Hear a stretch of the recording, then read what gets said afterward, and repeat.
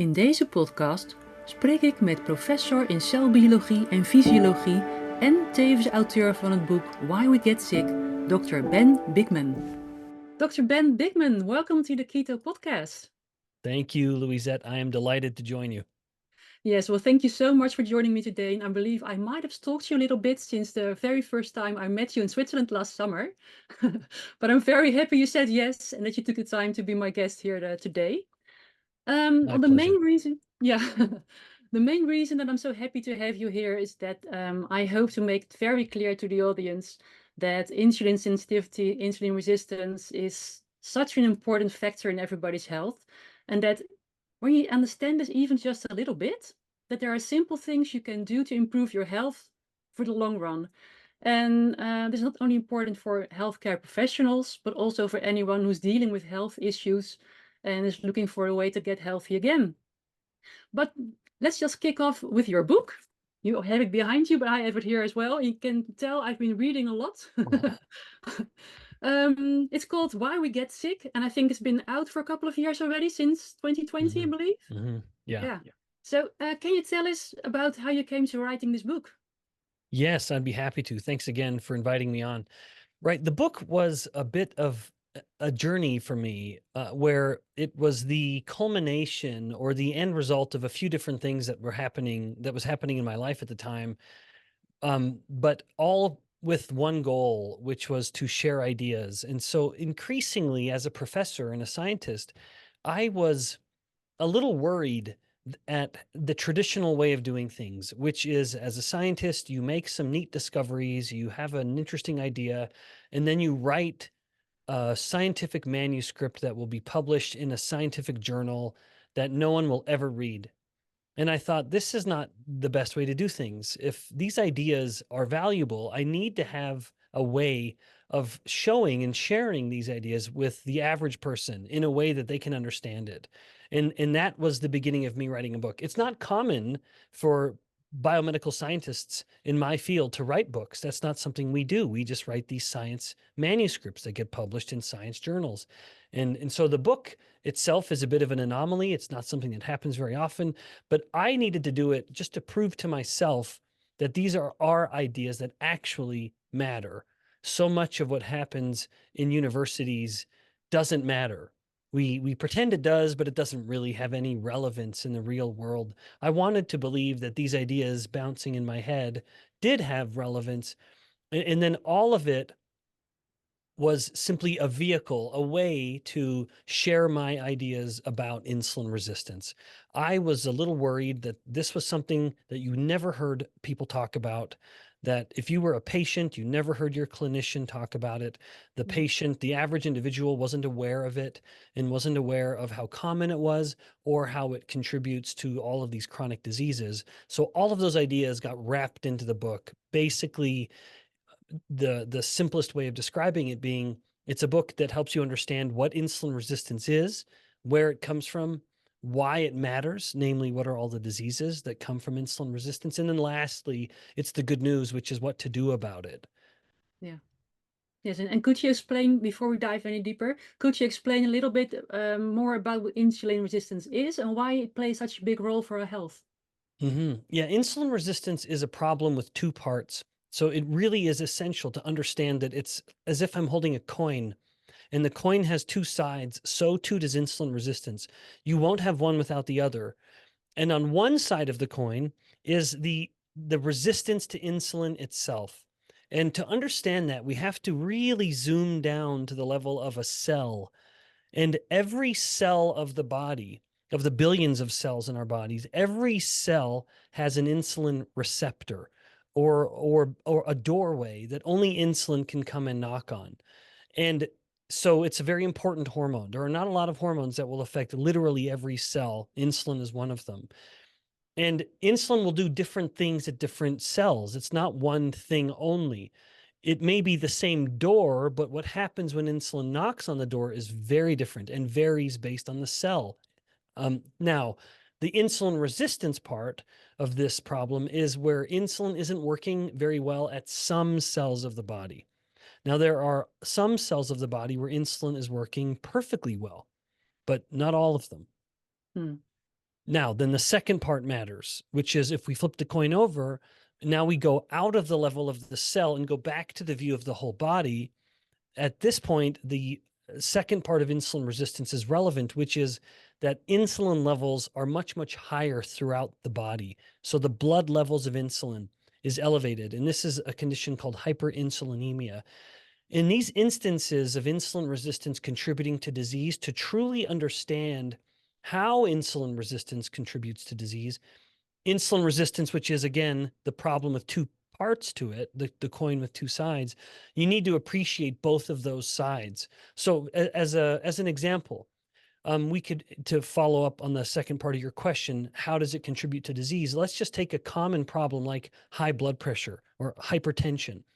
That is one of the leading risk factors for heart disease, and heart disease is one of the leading causes of death.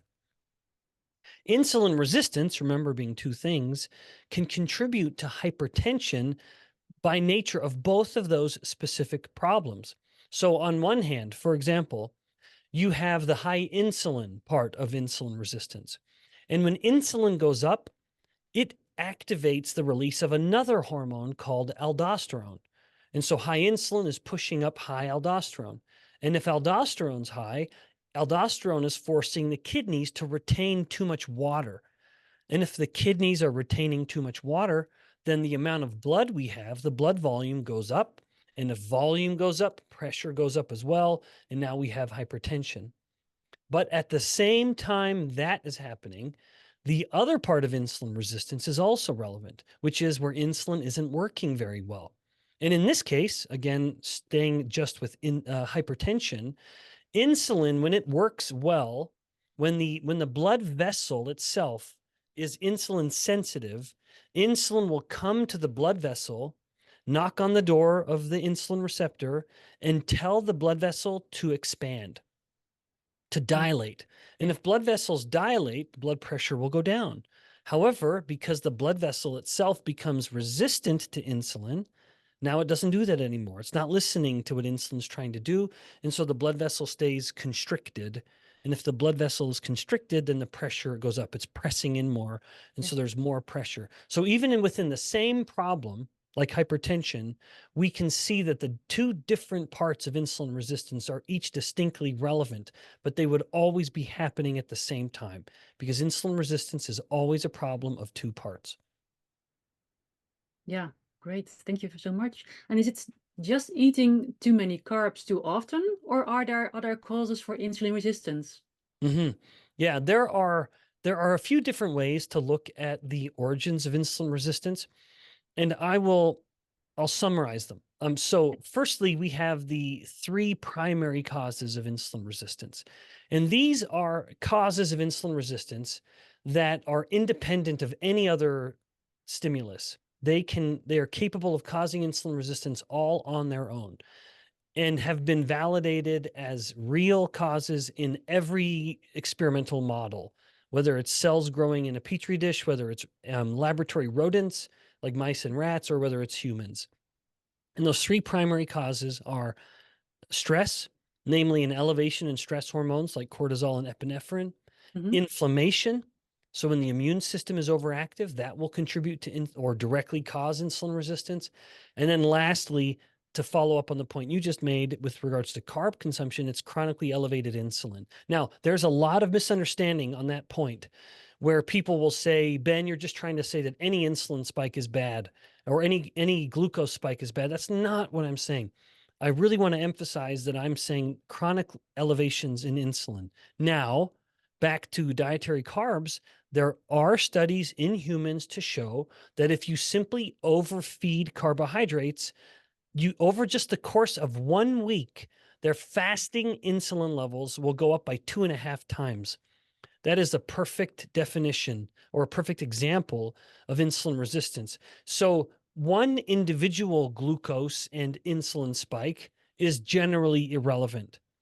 But if it continues to happen, then it becomes more and more relevant because the more insulin is climbing more frequently, the more resistant you become to it.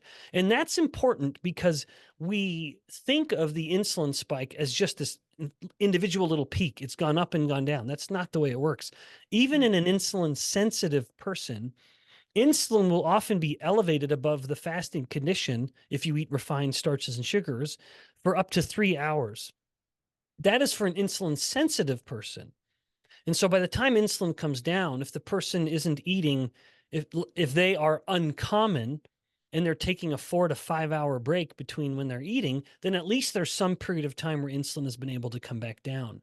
But in an insulin resistant person, that insulin from that same bunch of carbohydrates could stay elevated for up to 5 hours. Yeah. And of course, this is the same person who very, very likely, after they eat their very starchy, sugary breakfast, insulin has spiked considerably. It's gone up several times higher than it should have compared to an insulin sensitive person.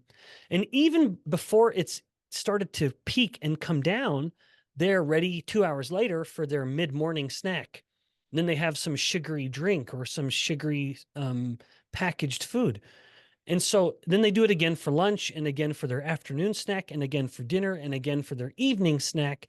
And Mm. so the average individual, because the average individual is insulin resistant, certainly in the US and many other parts of the world, lesser so in Western Europe and Eastern Europe, but still not great. But the average individual is spending every waking moment in a state of elevated insulin and even several hours into their non-waking moments. And that is what's heavily contributing to insulin resistance. So, of the three causes I just mentioned, I very much want the last one to be the one that sticks in people's minds. There's only so much you can do about stress. It's very difficult to know what the cause of stress may be, and it's even more difficult to change it. It's very difficult to know what the source of inflammation may be in someone's body. Yeah. It is not hard to know why someone has elevated insulin. It's because they're eating refined starches and sugars too often, and that is resulting in too frequent spikes of insulin. And when you start to stack them all together, now they do have this chronic elevation in insulin. And if insulin stays high for too long, it will cause insulin resistance. Yes, exactly. So the most obvious solution to this would be changing your diet. That's exactly right. Yes. Yeah. And again, that's the reason why I focus on that variable so much. It's Yeah. difficult to control stress. It's difficult to control inflammation. It is not difficult. Well, it's simple. The idea is simple to control insulin through controlling carbohydrate consumption, but that doesn't mean it's easy. Because when we start talking about diet, we then start talking about deep, deep habits, or even, dare I say, addictions. Yeah. Because of the three macronutrients in the diet, proteins, fats, and carbohydrates, only one of them has been shown to have an addictive property to it. There's no evidence to suggest people are addicted to protein. There's no evidence to suggest people are addicted to fat alone. And there is substantial evidence to suggest that carbohydrates are addictive, whether they're on their own or whether they come with fat. That's a particularly delicious combination, but that Mhm. does not vilify fat. It vilifies the carbohydrate because that is the common denominator. So we have to, so as much as I say that it's a simple concept, that does not mean it's easy. I want people to know that I have nothing but empathy for those who are who hear this and have been listening to you already for a while, and then they're thinking, yeah, but it's still so difficult because you're talking about addictions and habits. It is difficult, and I understand that, but it still is the fight worth fighting. That is the variable worth focusing on the most. Yes. And I hear you talking about fats, proteins, and carbohydrates. What role does seed oil play in this whole diet? Uh, Hmm. Yeah, yes. It's very appropriate and good that there has been so much focus on seed oils in recent years. And I would direct everyone who wants to learn more. One of the best sources for me has been a person on social media. His name is Tucker Goodrich. He is an authority on this topic, and I would direct anyone to him. My focus has been to simply look at the role of seed oils, particularly the omega-6 polyunsaturated fatty acid, linoleic acid. That is the fat that is most prevalent in these refined seed oils, and it appears to be the fat that is most problematic. The role of linoleic acid in insulin resistance is not as clear to me in those as it is with those three other primary causes. So I consider linoleic acid to be a secondary cause. Now, I say that because if you treat, fat cells, if you incubate fat cells with linoleic acid, they will manifest insulin resistance. Now, as you go up through the experimental models, it becomes a little less clear. For example, if you have a human eat linoleic acid as part of their diet, there's no direct evidence that I'm aware of that's directly causing insulin resistance. And so it starts to fall apart a little bit. However, there is evidence to show that linoleic acid will accumulate in fat cells if you start eating more of it, which most people do. It is the most commonly consumed fat on the planet, certainly in the West, actually, even in the East. It's everywhere. As we have waged war on animal fats, it's these seed oils that have been a very a strong common replacement. So again, most of the fat people eat comes from these refined seed oils, and they are everywhere. Certainly in the West, try to find a salad dressing, for example, without seed oils. Good luck. The seed oils, as you consume more, the linoleic acid will accumulate more in the fat cell, and that has been shown to metabolize. The linoleic acid will become a metabolite. It gets altered, and as it gets altered, it becomes very problematic.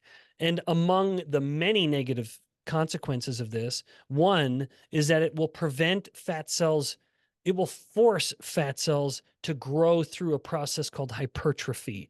It limits a fat cell's ability to multiply. Now, that might sound like a good thing, but the reality is that if you force a fat cell to grow through hypertrophy, you're forcing it to become very insulin resistant. That's a more of a nuanced layer to insulin resistance, which is if you're looking at the origin of insulin resistance from the tissues of the body, the fat cell is generally going to be the first that becomes insulin resistant. And these linoleic acid metabolites are a key contributor to disrupting the ability of the fat cell to grow in a different way, forcing it to grow through hypertrophy, which then becomes very pro-inflammatory and very insulin resistant. Yeah. Wow. So that's like a blessing in disguise, the seed oils. Yeah. Yeah. No, not blessing, a curse in disguise. Yeah, that's right. Well, insulin resistance is quite a new thing for many people. Even many healthcare professionals are not really aware of it, like you just said. How can anyone discover if they are insulin resistant? Mm-hmm. One easy way of determining insulin resistance is to look at just your blood pressure. If someone has high blood pressure and it's consistent, you see it every day, that's very likely to be caused by insulin resistance. Now, that is not to say every instance of high blood pressure is a result of insulin resistance, because there can be other causes like caffeine or sleep deprivation. But insulin resistance is a big one, and that's low-hanging fruit, if you will, because we were talking about high blood pressure earlier. Another one is to look at how you're storing your fat. And if you measure the largest part of your waist, so usually right around your belly, the largest part around your belly, and if you times that by 2, so belly circumference times 2, that number, if it is higher than your height, then that suggests a problem. It suggests that you have too much fat that is stored, and fat around the center of the body is typically more problematic. Because where we store fat matters tremendously with regards to how insulin resistant those fat cells are inclined to become. So high blood pressure is one. A high waist times 2 number, if it goes beyond your height, that is also a problem. And there are a handful of others, and maybe I'll just end with one that's a little more clinical, which is if your fasting insulin number itself is higher, and with European numbers, it's about high 20s, 27, 28 picomole. If your insulin is higher than that, that's a warning sign. That suggests that something may be wrong. Yeah. But of course, you have to get a blood test to do that. So the first tests I mentioned are a little simpler. Yes, that's going to be my next question. What lab tests can you do to determine insulin resistance? Or Yeah. fasting So insulin? Yeah. the best one is your fasted insulin. And then once you have fasted insulin, you can look at your fasting glucose as well. And then you can put that into a formula called the HOMA, HOMA, and that will change a little bit based on your numbers that you're using, whether it's US metric units or whether it's European units. But you can find that online. Look up, Yeah. so your fasted insulin, your fasted glucose, and find your HOMA index or your HOMA score. And then another one that someone could do at home is simply to fast overnight.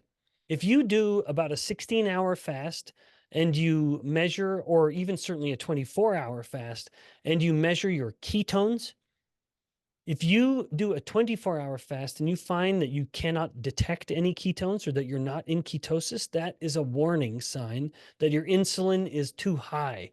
Yeah. Now, I'm sure your audience knows this already, but I will just mention it briefly. The connection there is that ketones are a product of fat burning. If the body's burning a lot of fat, the body's making ketones from that fat. But the body can only be burning a lot of fat if the hormone insulin is low. And if insulin is low, that indicates that you're insulin sensitive. If you're insulin resistant, your insulin is staying high for too long, that will inhibit your body's ability to burn fat, which will then inhibit your body's ability to create ketones. So simply getting into ketosis after a fast is another good sign of a body being insulin sensitive. Yes, and does that mean that the faster you get into ketosis, the more insulin sensitive you are? Yes, Yeah. Oh, that's good. right. I'm good then. Mhm. Well, insulin has a very bad reputation, and like you just said, it's also a very important hormone for the body. And I understand that not all insulin resistance is a problem right away. Can you explain the difference between pathological and physiological insulin resistance? Oh, I would be delighted to. I'm so happy you're asking that. Yes, so there is a normal, natural role for insulin resistance, which, as you noted, is termed physiological insulin resistance, as opposed to what we've been talking about, as you mentioned, pathological. So there's a version of insulin resistance that is disease and promoting chronic illness. Then there's a version of insulin resistance which happens on purpose, and the purpose of which is to promote growth. So within the life of a human, there are two periods of substantial or even explosive growth. And they are the two P's, as I teach my students, the two P's of physiological insulin resistance, namely puberty and pregnancy. So during adolescence, the child is turning into an adult and there is substantial growth, not only in height, but girth. Tissues are just growing substantially to the point that you might not even recognize a kid 2 or 3 years later. They've grown, they've had so much growth. And then second, of course, is pregnancy, where mom's body, the mother's body is changing dramatically very quickly. Lots of change with regards to growth throughout the body, as well as growth for the baby. Baby needs to grow substantially, especially at the end of the trimester. Once all the tissues are developed, then it's just time to grow. And it's no surprise then that if the insulin resistance is promoting growth, the growth of the fetus happens most explosively at the last trimester. Well, and that is when mom has become the most insulin resistant. So the higher insulin is promoting more growth. And in those instances where the growth is happening by design, it's a good thing. So that is physiological insulin resistance. But even still, you will have those two parts of the definition are still relevant. Namely, insulin isn't quite working the same way at every tissue that it used to, and blood insulin levels are higher. If someone is trying to invoke the term of physiological insulin resistance, but insulin levels are low, they are wrong. That is not physiological insulin resistance. Like, for example, sometimes people will say that a ketogenic diet will cause physiological insulin resistance. That is absolutely incorrect. That is not true. Their insulin levels are exquisitely low. And if you were to inject a bolus of insulin from a syringe into this person, they're so insulin sensitive that they would pass out because their glucose levels would drop so quickly. Yeah. They're very insulin sensitive. Now, however, where does that myth come from, where we say that a ketogenic diet causes physiological insulin resistance? It's because they have become temporarily glucose intolerant. And by that, I mean, if you take an average individual who eats carbs all the time and they go in but they're healthy still. They're insulin sensitive, but they eat a normal higher carb diet.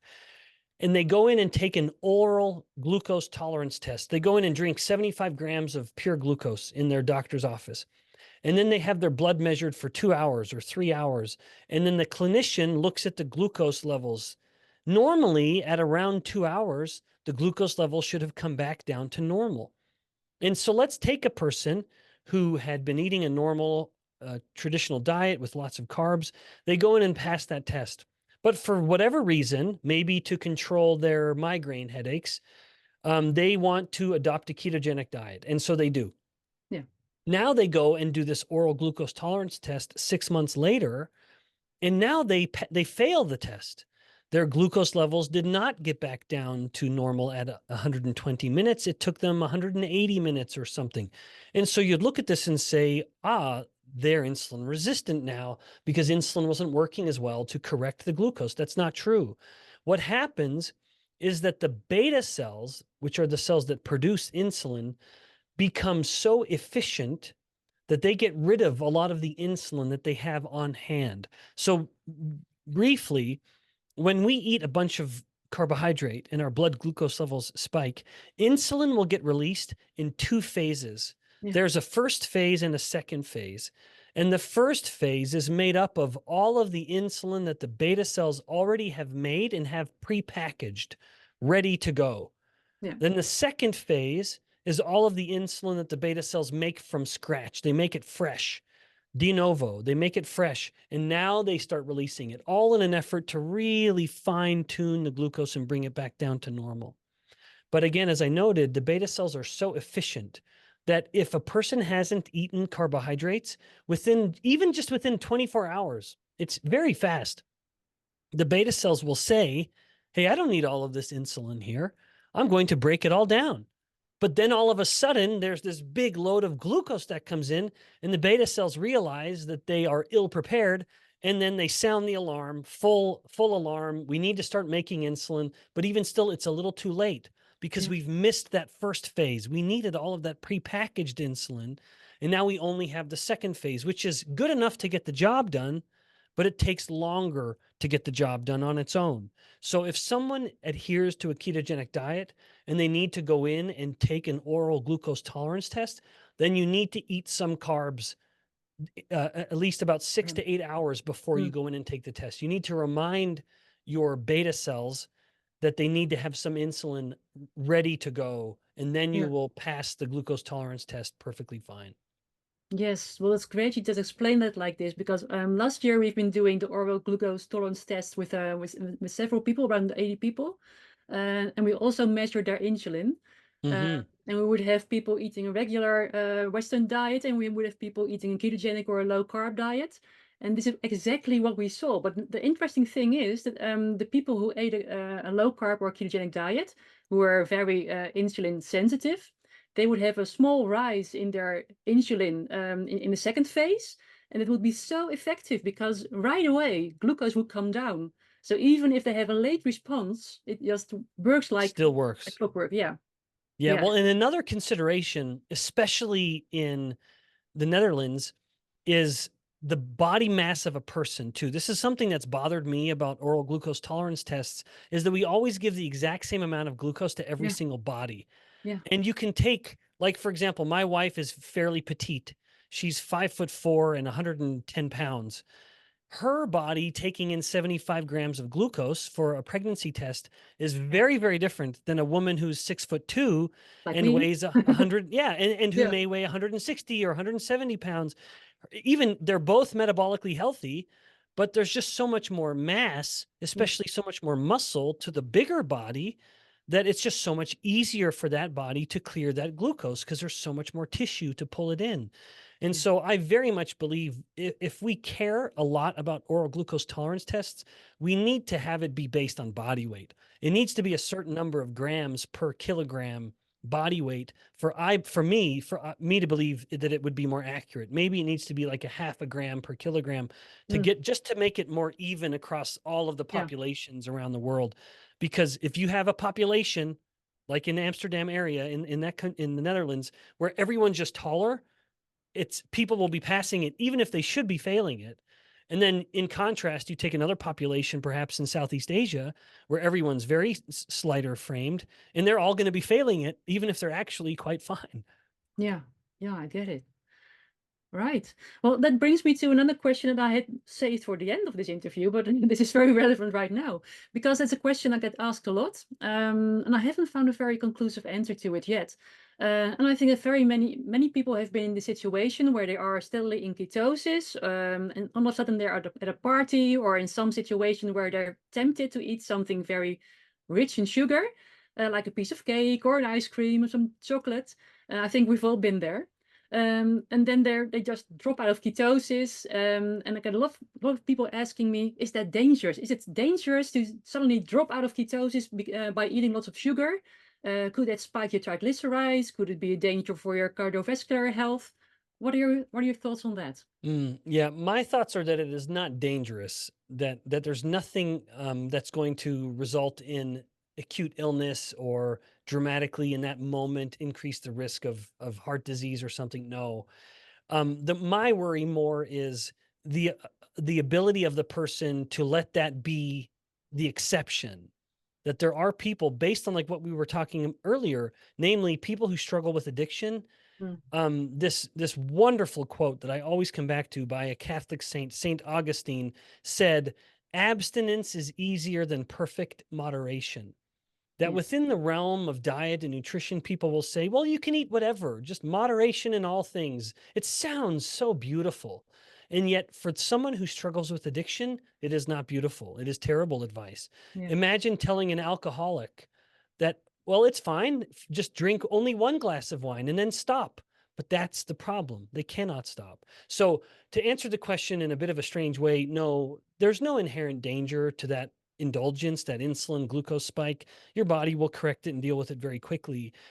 However, it's the concern that it starts to turn into another indulgence and then another. And then the person who's worked so hard to make the progress they have, they may find that they start to lose it Mm, because of this one event. They weren't able to just stop. Maybe at that party they stopped at one, but it lights up their brain and they get home or on their way home they stop and order more junk food and then just start indulging. And before you know it, they've lost their progress. So I think the physiological response to the food itself is not problematic. The potential problem is more that it starts to work against the person's self-discipline because they struggle with addictive tendencies. yes. Yeah, great question. So I can put a lot of people at ease now. That's not directly dangerous. Mhm. One other thing you said earlier on about coffee, because there are many people who say that coffee is downright dangerous for your health, and others say it contributes to your health. What are your thoughts on that? Right. So that's a good question. The epidemiological data tend to be somewhat conflicting, where it seems like every other week you hear about one study that suggests coffee drinking is bad, and then the next week you hear of a big study that suggests coffee is good. These are always based on big population surveys, which are garbage studies. I believe they should never be relied on for any conclusive takeaway. That you Yes. can only speculate. It's only coincidence, is what those kinds of studies show. So my general thoughts on coffee and other kind of caffeinated beverages that people will be drinking is that the dose matters. Where caffeine itself, maybe I'll just speak to the kind of metabolic consequences. Caffeine itself has a good and a bad. I mean, the one thing is to acknowledge that it is addictive, and so a person needs to be mindful of their habits and addictions. And that can be very difficult to be objectively mindful of it. So we Yeah. have to maybe recruit some help to know how bad a problem may be. But with caffeine, it has both the benefit of activating lipolysis, which is fat burning, and thus it is in fact more ketogenic. You do get a ketogenic spike from caffeine, but at the same time, the main molecule, the main hormone that's doing this is epinephrine. And epinephrine is a stress hormone. So when I was talking about stress earlier, what the stress hormones do is they want to increase glucose. And if that's happening too much too often, it's no surprise that caffeine can also cause some insulin resistance. It's forcing the hormone insulin to not work very well. Hmm. So caffeine can have a good and a bad side. And I would say at lower, more modest doses, it probably is more good, metabolically speaking. And then at the higher doses, as some people get to, especially when you're mixing it with lots of different sugar, like especially people do in the US, or you and even through the West, actually even in the East, frankly, everywhere. Yeah. People dump so much sweetener or sugar into their coffee that is taking it too far, where the epinephrine and the sugar could be contributing to an overall negative metabolic response. Yeah. Yeah, exactly. All right, and we were talking about lab tests earlier on, and there's another one I'd like to pick your brain about. Well, as you know, that when people enter ketosis, a lot of things change in the metabolism, and one of those is that acidity rises in the body, and this brings a few problems for people who already have higher acid levels. And as we know, it can also lead to higher uric acid levels that can cause things like gout, for example. Would it be a good idea to monitor uric levels when you start ketogenic diet? Yeah, there's so Louis said you mentioned a couple important points. Let me just talk about acidity and pH, and Yeah. then let's talk about uric acid. Yeah. So acidity or the pH changes in the body are incredibly uncommon. It's practically impossible for someone to eat or drink something that will change their pH. The pH of the blood is so important to the body that there are a lot of mechanisms to keep it in a very narrow range. Yeah. Now, so there's no evidence that I'm aware of that a ketogenic diet or any kind of diet will change overall pH. It may shift very, very slightly, but it will always stay in a normal range, in this range of homeostasis. Now, uric acid is important. And I would invite everyone listening who's curious about this to look up the work of my very good friend Richard Johnson at the University of Colorado. He is the authority on uric acid and the metabolic consequences. And in fact, we are collaborating on a project to address the very thing you're talking about right now, which is the Great. tendency in some people to adopt a ketogenic diet and see that uric acid goes up. Now, uric acid, as a brief background, my interest in uric acid comes from the fact that uric acid can cause insulin resistance in every biomedical model. Now, someone would ask, well, then why didn't I include uric acid in my list of primary causes of insulin resistance? Why do I call it a secondary cause? It's because uric acid causes insulin resistance through inflammation.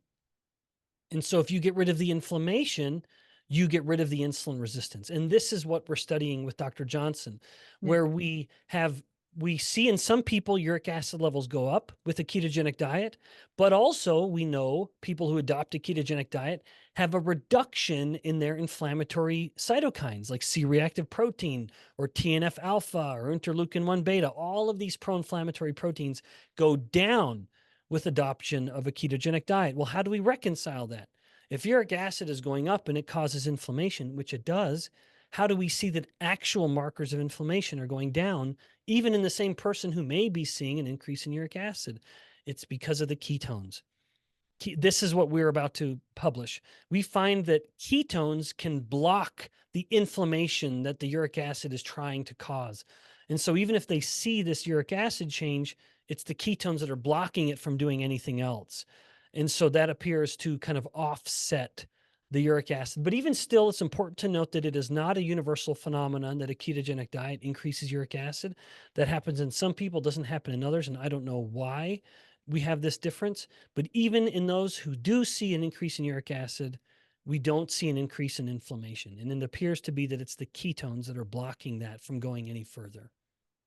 Amazing. So would there be a role in measuring uric acids in certain people? I do think Yeah. it is valuable to measure uric acid. And just as a matter of experimentation, I get my blood drawn about every 3 to 4 months. Mm-hmm. And my uric acid levels have always been in the normal range. So I've never been overtly worried about them.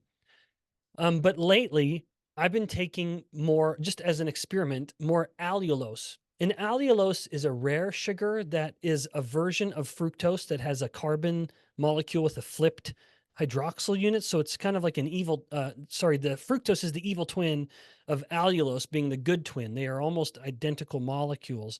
but very different metabolic effects. In fact, it's because of the similarity that allulose appears to be so beneficial, because one of the most common causes of uric acid is fructose metabolism. Now, back to my story about my own blood tests, they've always been normal uric acid levels, but over the past 3 months, I've been taking much more allulose. And I found that my uric acid levels are now so low that it went below the range. And so it dropped below. And we have a case study that we're going to likely publish of a woman whose uric acid levels have been several times too high. Even with a low carb ketogenic diet, it was always just persistently elevated. She started taking allulose and it dropped. Now, I know there are some challenges getting allulose in Europe. Hopefully that gets solved soon. But anyone who can, my favorite source is a company called RX Sugar. They make allulose products that are absolutely delicious. So anyone who can get them, I don't want to say a guarantee, but if someone is struggling with their uric acid, it is very, very likely that allulose will bring their uric acid levels down substantially and very quickly. Great, very interesting. Now let's hope the EU will I soon know. ban. Yeah. Okay. Let me see. I had loads of questions, but I think you've already answered quite a lot of them. Well, there are so many more questions I would love to ask you, but I don't want to go too deep in now right now. There are so many links between insulin sensitivity and the whole range of health problems, and I suggest that anyone who wants to learn more about this just buys the book and reads all the wisdom that's in there. And I have only one very big wish. Can we get it in Dutch? Oh my gosh. So I wish I had control over this. Yeah, This is all I can say. Anyone who's listening, if you know a Dutch publisher, then yeah, that's how it has to happen. The Dutch publisher will contact my publisher and then they make the deal. I want to see it in every language, especially yeah, Dutch. I can't wait. I'm so looking forward to coming and visiting yeah. the Netherlands this summer with my family. We love it there. It's such a beautiful place. Yeah, great. And I mean, there's no other book like this. There's nothing else. So we just need this in Dutch. Um, well, there's so many things are going to my mind right now, but just let's round this up. Besides buying the book, where can people go and find more about your work? Yes. Thank you again so much. All this means, Louisette, is that we need to do a number 2 soon, a round 2. Yes, people can find me and everything I'm doing at my website, insuliniq.com. At insuliniq.com, I have links to all of my social media posts. I have a calendar that shows my upcoming talks, including some in Europe this summer. I'll be in London, and then I'll be in Switzerland, giving formal science talks. So people can find everything I'm doing and all of my work at insuliniq.com. Great. Well, thank you so much for coming on this podcast today. And I will definitely keep following your work. And I think you just created a lot more fans here in the Netherlands and Belgium too. So thank you very much. And I hope to talk to you someday again. My pleasure. Thank you. Ik hoop dat je dit een mooie en informatieve podcast vond. En vol trots kan ik zeggen dat dit de 65e aflevering is van de Keto Podcast. En dat we al meer dan 200.000 downloads hebben inmiddels. Met per aflevering wel honderden tot duizenden luisteraars. En ik wil jou als luisteraar echt enorm bedanken voor het luisteren. Want ik kan wel een podcast willen maken, maar als er niemand luistert, dan heeft het weinig zin.